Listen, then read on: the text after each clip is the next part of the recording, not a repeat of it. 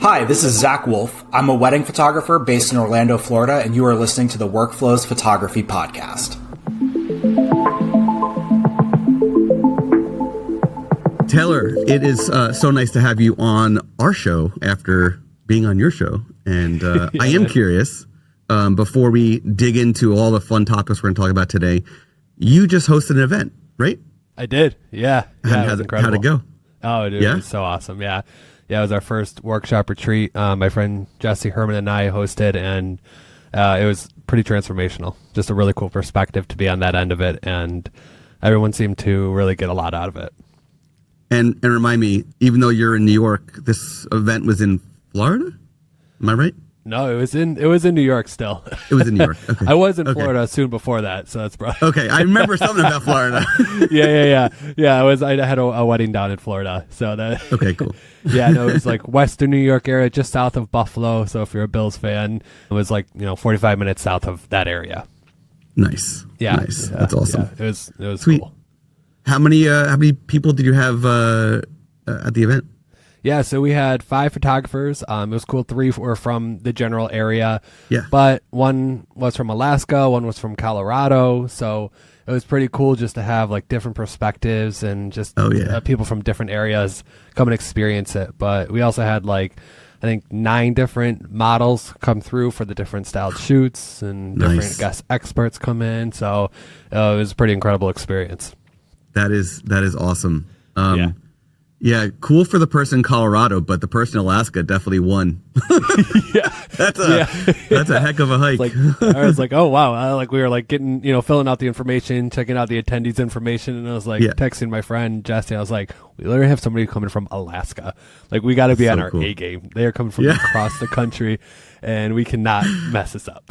We were confident we were going to do well. But yeah, dude, it was really cool to see everyone come away with stuff, and just getting responses from them, hearing that we're implementing this, or we're doing this, or I got this big win, and that's the stuff you love to see. Sweet, so good.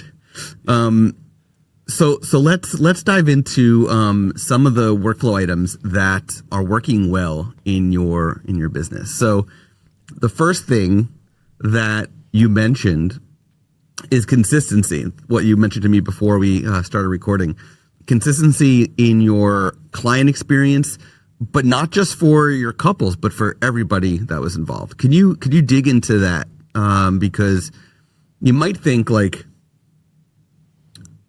thinking about wedding photography, thinking about engagement photography, thinking about family photography, for me, in my case, proposal photography, the consistency is crucial for the actual couples, right? For sure.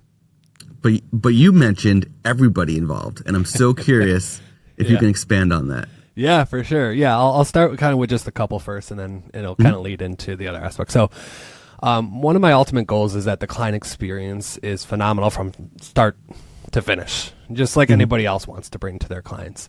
And when it comes down to it too, I always think about, if I'm working with one couple and then one of their friends gets engaged and then wants to work with me, I want them to know that they get the same overall phenomenal experience that their other friends got. And when I go and dig deeper into what I want to provide to them, I'm always thinking about, what are the things that they wouldn't expect, and what are the things that are going to truly help them not have to think as much. I always tell them on my consult calls when I'm working with any couple, I'm like, my ultimate goal is when we get to your wedding day, the less thinking that you have to do, the better, as a part of that client experience piece of it. But, of course, it comes down to scheduling the final call, making sure that everything is smooth throughout the transition and communication process to ensure that the clients are having a great time and also feel like they're well taken care of. But there's also the part of the client experience where they don't really think about it or have to worry about it, but it's a part of it is your communication with the other vendors that you're working with, and also the consistency and the experience that you provide everyone that's involved at the wedding. So when it comes to my communication with the other vendors, I want them to know that I'm here to work together. So I'm providing, especially the DJ, the videographer, if there is one, the content creator, the coordinator, wedding planner, whoever's involved on the day of that's going to be with me throughout the entire wedding day. I want everyone to be on the same page. And I want that type of communication to be consistent from wedding after wedding. So when it gets to about, a month out, I've already had my final call with the couple, but I'm also sharing that same document with all of those vendors. So that way we're all on the same page. So when we're showing up on the wedding day, we're all good to go. We've all communicated. We've all met, especially if it's a vendor that I haven't worked with before. And if I can have that consistency in being sure that I'm communicating well with everybody that's involved working with this couple, then I feel like the overall experience for them is going to even be more elevated without them even knowing. And when it's I was going to ask you something that and you started bringing up a little bit, so which I was happy about. when there's a vendor, let's say there's a DJ, right, that you've never worked with before, are you asking your couple who the other vendors are ahead of time? I'm assuming yes, to know if you've worked with them before or not. But when it's somebody you haven't worked with before, are you asking your couples for the contact information, or are you just Googling it and finding it yourself and then reaching out yourself? Yeah, no, great question. So as a part of the final document that we complete together, there's the timeline, the family picture variations, pretty standard stuff. But I also have a portion in the document that they have to list all the vendors that are associated with the wedding day that they've hired with their emails. Like, it's a requirement. And I explain to them that it's a great way for me to be able to connect with them ahead of time so that we all can work well together and make sure that everybody is on the same page, especially when it comes to the timeline piece of it.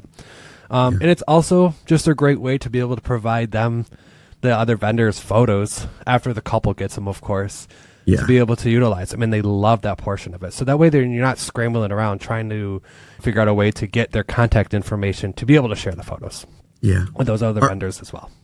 Are you using a gallery solution that has a vendor feature built in, or are you just sending just the regular gallery link?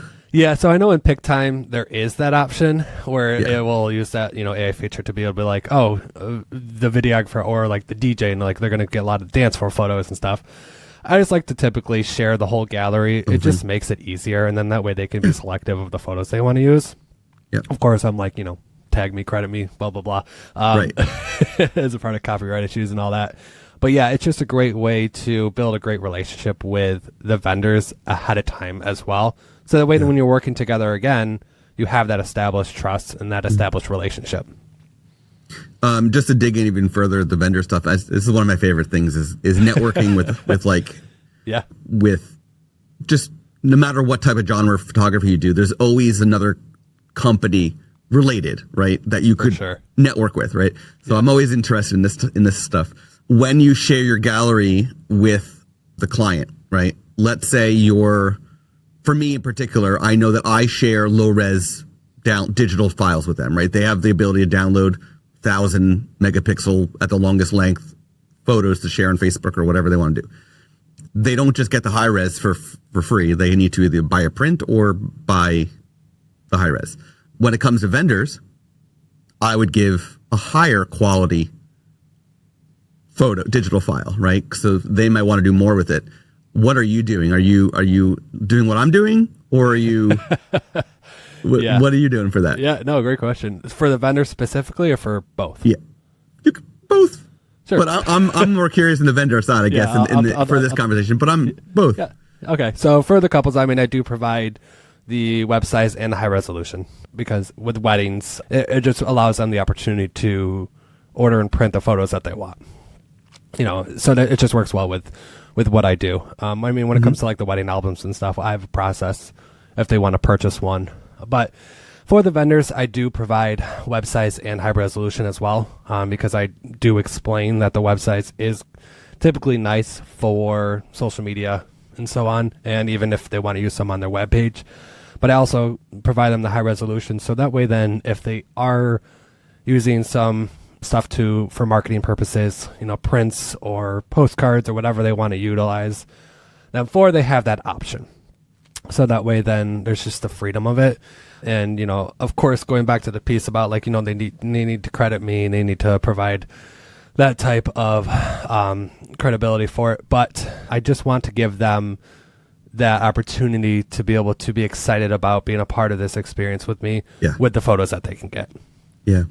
And I think that comes back to the consistency, having that for vendor after vendor after vendor, but then also, couple after couple after couple, family of the couple after, and so on.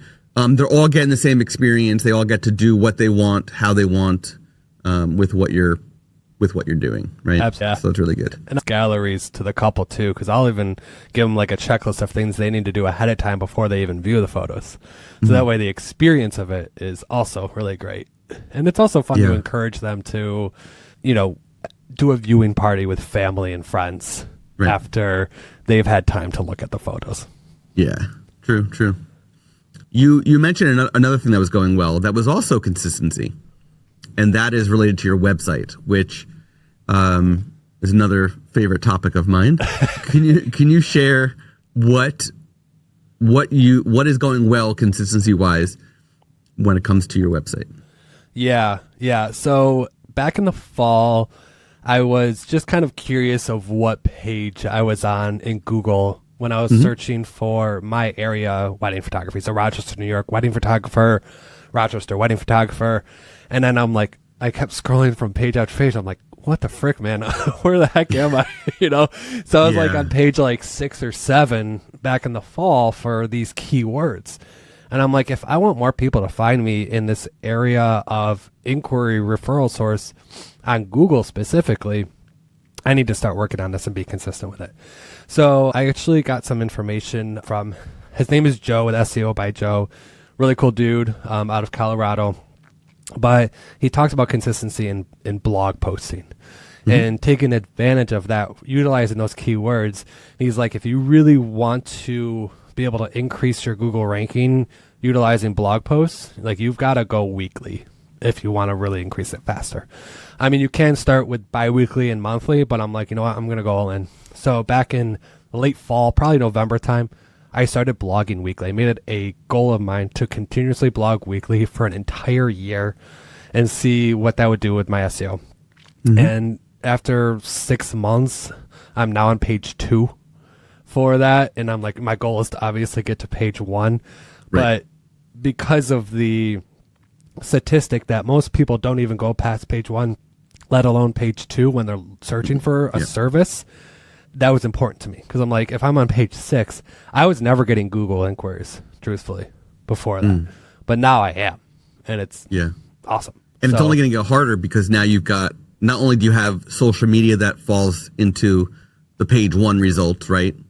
But you're also getting now the AI stuff. You have ads, right, that are also there on page 1. But you also have the AI stuff that's fairly new still, and becoming the default now, especially on Google, that you're going to see the AI results. So now you have to make sure that you're not only optimized for search engines, but optimized for the LLMs, these AI chat systems, right? The chat GPTs, the Geminis, etc., which is a whole nother thing of, do you want these AIs to scrape your website because now they're also scraping your images, or do you want to block it? If you block it, now you're not showing up in AI search result. So it's a there's a catch-22 here, right? It's a battle. It's a consistent battle. Yeah. But yeah, a big investment into my SEO optimization in general, just using keywords across all platforms, even in my social media posts, anything that is Google related. Yeah, can you give us an idea of, so weekly now for a year, so you're talking 52 blog articles, let's say in 2024, right? It's a lot, right? For anybody. Yeah. One, are you outsourcing the content writing at all, right? Or are you doing it all yourself? And 2, can you give us 1 or 2 examples of what you might blog about that is helping your main keyword that you want? For sure. Yeah. So what's really been helping me, well, first of all, I actually do it all myself. Because I think so. I know I can outsource if I wanted to, but when it comes to writing the blogs, I was there. I was at that wedding. So I do use AI to help get the blog post started with the description piece of it, just typing it out and being like, write a, 800-word blog post and I give it a lot of information. But what really helps is being able to ask ChatGPT to use keywords within the post itself to be able to help, optimize that in that way. But I do enjoy writing about the wedding day itself. And I think that's what people overcomplicate is I'm like, just write about the wedding day. Write about a few of the key moments that you really loved about that wedding day, you loved about the couple. Because I feel like there's an overcomplication that people make writing blog posts. It doesn't have to be complicated. It's simply just talk about it, especially when it's fresh. Sometimes what I'll do after a wedding, while I'm downloading the photos, I'm just putting in like a notes thing that says, these are a few of my favorite moments from this wedding day, and this is why, because it's fresh on my mind. And I might even recommend using a tool like, I have two of them. One is Cast Magic. The other one is called Voice Notes, where right after your wedding, you're in the car packing up. Yeah. You're cooling down, right? Clearing your head, but it's still top of mind. You open up Voice Notes, you open up Cast Magic, whichever one. There's so many apps that do this. And you just spit it all out there, right? In audio form. You don't have to write anything. But then it logs it, and then the next day or next week, whenever you're ready to start blogging about it, you can go to it and have a chat with your voice memo. That's so and cool. Then it help get you started on the blog article that way. That could be a good way to like take the mental stress of I have to write a blog article, right, about this. Yeah, a little bit off your plate because now it's truly top of mind. Yeah. But you don't actually have to even write anything. You're just spitting out your words. Oh yeah. From the day. Oh yeah. I don't like physically type in the notes. I'm like just doing like the voice recording in a sense. But it's good to know about those apps. That'd be very helpful. Voice Notes, you can record it itself, but they also now in its own app. But they also now have WhatsApp integration. So you could either use, which is great for people that are not in the U.S. because WhatsApp is far more popular outside the U.S. than it is inside the U.S. But what's cool is its integration. There's two WhatsApp like channels. One is you can record in WhatsApp to Voice Notes, and the other one is you can ask it questions through WhatsApp. So you can basically text message your notes. It's the weirdest thing, but also very cool at the same time. Yeah, no, I'm like nerding out with you right now. I love this stuff. It's mind blowing how many different AI apps there are out there. Like people just don't even think about it because it's still like up and coming. Like it's been around for several years now, but dude, that is pretty sweet. It really is. It really is. That strategy just so that way then like when I'm trying to write these blog posts, it's not trying to like look back through the photos and be like, remember what happened and all that stuff. That way it's just setting yourself up for success for these blog posts. Yeah. When you were, just to dig into the SEO a bit more, when you're doing the titles of the blog post, for example, are you titling it by your couple's name or you're titling it by like beautiful wedding at so-and-so's venue, right? Getting the venue, which now is location. Like, is that the approach you're taking? Yeah. I'll typically put the venue name in the title just because I think that's a lot more powerful because I can put the couple's name in when I'm writing about the blog post. And, but like when people are searching for wedding venues, it'd be nice if my blog post about this venue for this couple shows up. But like, it just targets those keywords better in that way. Cause then I use, the keywords like Rochester, New York wedding venues somewhere in the blog post as well to help with that SEO optimization. Do you have a Rochester, New York wedding venue landing page? So I have great question. I have created a blog post about Rochester, New York wedding venues that I wrote last year, but it is on my to-do list to write another one. and doing that and then linking with like another image, right, to each of those blog articles for each of those venues. Yes. You're now telling Google like, hey, I've got it all here. Right. What are they it's ready called, for like you. Outbound links, right? Outbound would be going to another, like if you were to be linking to the actual venue's website. Yes. Which I would recommend on the blog article, but not necessarily on like a landing page for yourself. For sure.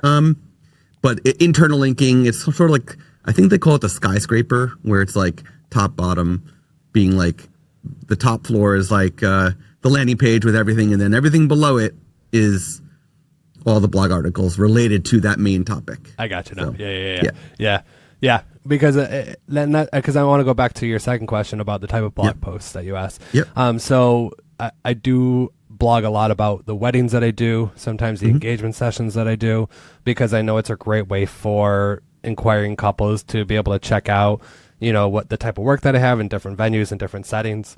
But I also have written about different venues, and I plan to do that even more about, like top Rochester, New York wedding venues, or talk about venues specifically and why they are a great spot for these types of weddings, and be able to showcase my photos specifically from those venues. Because I know that the venues themselves love to see that, and they will share those articles. And I think it's just a great way to collaborate with those venues as well in that regard. Yeah, definitely. Venues love seeing photographers talk about them. Oh yeah, they're like, sweet. Yeah, because I don't think it happens that often. So it's a great way to optimize that type of relationship as well, beyond it just being a blog post in general. Yeah. And by the way, it doesn't have to be just venues. Like there's a photo that was shared. We're recording this early June. I think at the end of May, there was a photo shared in the Imagine community that was a venue plastered with flowers, top to bottom, floor, wall, ceiling, tables. They were covered in flowers. It's wild. That photo drove a lot of discussion, because it was like, what the heck's going on here? It's a beautiful photo.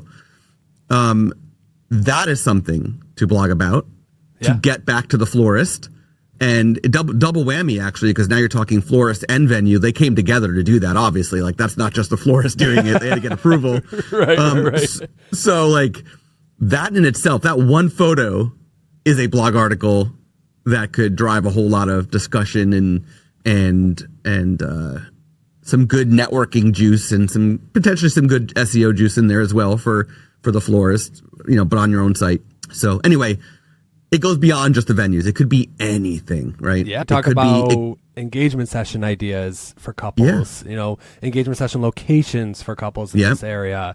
Yeah. There's so much you can do, and it's good to diversify, and because it also shows your knowledge in the field and your relationships with these people. Couples love to see that. They're like, oh, he's worked here before, or, oh, he has a good relationship with them, and he's really knowledgeable about this location or this type of topic and niche in this industry. Yep. I want to dive into now one area of your workflow that you're struggling with, but you're working towards improving, right? Maybe this is your goal for the rest of 2025, even though right now we're in the beginning of like crazy wedding season. So probably not. But maybe it's your goal for the beginning of 2026, right? Which we're approaching. But the one area of your workflow that you're struggling with, that you're working on improving, you mentioned to me, is your CRM workflow, that you're not taking full advantage of what you have offered to you.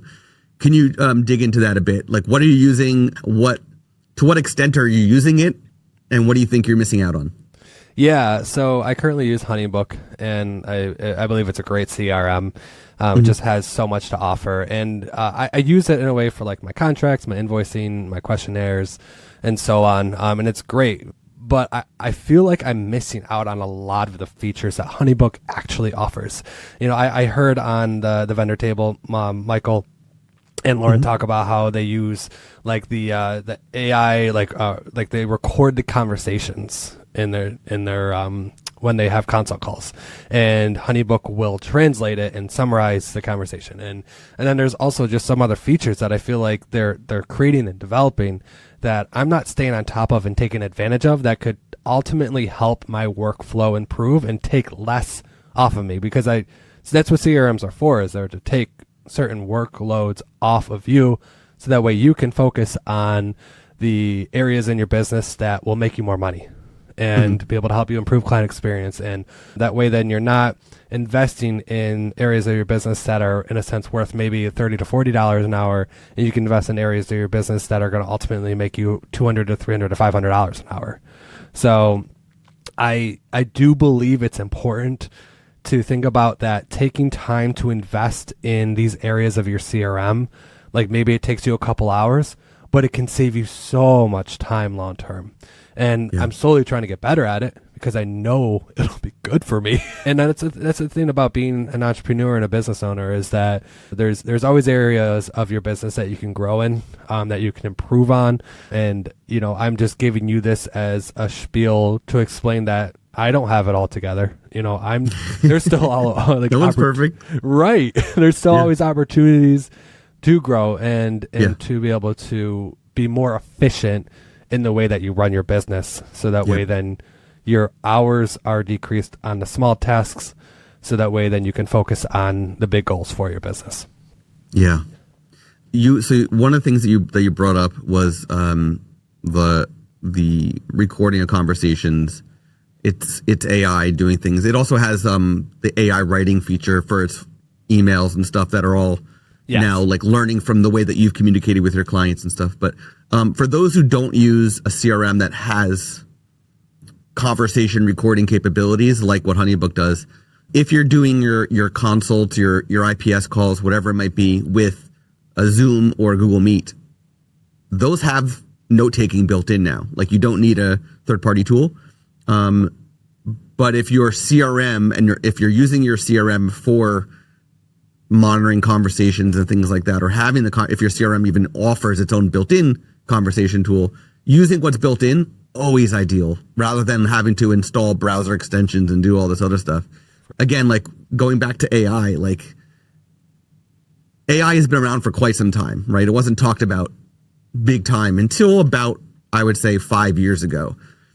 And in those 5 years, it's come so far. The fact that now things are built in, things are so efficient, so streamlined, is just it's a game-changing thing for many businesses. So using what tools have to offer you without you having to search for another thing and another thing is a big win. Absolutely. So are you using HoneyBook's like AI analysis for like lead evaluations and stuff like that? Oh yeah, to like kind of see where the differentiation is between the type of leads that you get. Yeah. Oh yeah, I love data. That's where I love looking at the numbers, and like that's where I also nerd out a little bit. I love to see, and like that was some of the information I shared at the workshop. My friend Jesse and I did. Lead is I showed where like all my referral sources were coming from over the past 6 months, and it was really cool to see where I'm strong in and where I need to improve in. And that's why I explained, like back in the fall, my Google inquiries were like almost nothing. And so that's what's really cool, is you can utilize those tools to help you figure out where you can improve in some areas, while the other areas that you're efficient and successful in are almost like coasting for you. Yeah. What is your top refer, if you don't mind me asking? Like what source? I would say vendor referrals. So venues. Nice. Yeah. Yeah. I mean, that's a good problem to have. No, I'm truthfully so grateful for it, because I never ask them to put me on their preferred vendor list or anything. It's just about creating those great relationships that I talked about early on. But it's I always feel pretty honored when someone reaches out to me because the venue recommended me. Yeah, I would say, like, as photographers, of course we want Google to be we want to be ranking well on Google, right? But word of mouth, no matter where the word of mouth comes from, word of mouth always wins, dude, right? It's the best. And if word of mouth is coming from a vendor, a venue, or any vendor, that is a huge win for us as photographers. So yeah, because there's just that our added level of trust already built in, that you almost get to take away that first step of knowing that you can provide a great experience because somebody already told them you do. Mm-hmm. Like it's already taken away some of that pressure there. Yeah. I'm going to ask you one more question before we wrap this up. Sweet. And that is, what advice, if you could give advice to an aspiring photographer, somebody who's just getting started out, whether Whether it's wedding, whether it's family, whether it's engagement, whatever it might be, right? It's people though. It's people photography. Let's go with that. What advice would you give for somebody who's brand new? Maybe they have experience with photography, but they've never thought about business until now. Now they're getting into business. Yeah. Okay. So they have the skill set, but they're trying to figure out how to make this actually. They don't know what to do with it. Yeah. Yeah. Yeah. Best piece of advice is to network and build relationships with people in the industry that are well established. And you are going to run into people that are not going to be a good fit, or they're not going to be interested, but you can't let that deter you from trying to find the right people that are going to invest in you too. I mean, there's going to be people that are going to say no, or there's people that are going to charge for their time, which is fine. But it's about finding the right people in the community that you want to establish a relationship with, that are going to invest in you and be a part of your journey and building you up in the right way.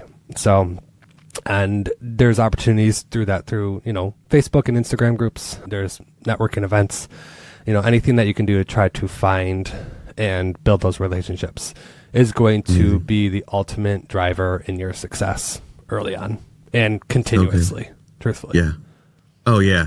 Yeah. I mean, you never want to stop doing that stuff. No. Getting together with, another photographer who's had a business for a while and just take them out for coffee or for lunch and just talk and shop and do it often. Right. Yeah. Or when's your next event? When's your next workshop coming? You got another one planning? So we are in the beginning stages of planning our next one, which we're really excited about. So we haven't given out much details yet, but it will be next spring, and we're super pumped about it. So on that note, can you share with those listening, and this will be in the show notes as well, where can people learn more about you? Hello there. Learn more about you, dig into, check out all of your incredible photography, and of course, find out when your next workshop. Oh, and also you have a podcast, so you can share that too. Oh yeah, that thing. Okay, I'm almost done. Yes, go ahead. Bye. Yes. Some marshmallow. You can edit Kids, that part out. gotta love them. So yeah, you can find me just for my photography information. TPI Photography is my website, tpiphotography.com. And also my Instagram is TPI Photography, TikTok, Facebook. You don't have to worry about finding me on Facebook. It's okay. Nobody really does that anymore. But Instagram and TikTok is where I'm mainly at. And then our workshop page is called Thrive Wedding Workshop, all one word, for the Instagram page. That's where we have some information. We're going to start building out a actual website for that soon, just to be able to provide more in-depth information. But you can find us at Thrive Wedding Workshop on Instagram. And you can also check out my podcast, the Wedding Lens Lounge podcast, on Apple and Spotify. And I may link to the episode where I was the guest on the... Oh, dude, you have to. I wouldn't expect anything less. Yeah. That's the way it goes. That's the way it goes. Yeah, dude, that was such a fun conversation too. Yeah, it really was. Taylor, thank you for hopping in, chatting with me, sharing all of your insights. We've been wanting to do this for a while, so I'm glad that we were able to do it. And yeah, I look forward to everybody hearing all of what you shared. Yeah, dude. Thanks for having me. It was an honor, and I always enjoy chatting with you. You have been listening to the Workflows Photography Podcast. To hear more from Workflows, to learn more about our guest, and for an exclusive offer for Workflows listeners, please go to workflowspodcast.com. And be sure to subscribe to the podcast on Apple Podcasts, Spotify, or wherever you listen to podcasts. Thank you for tuning in. Until next time.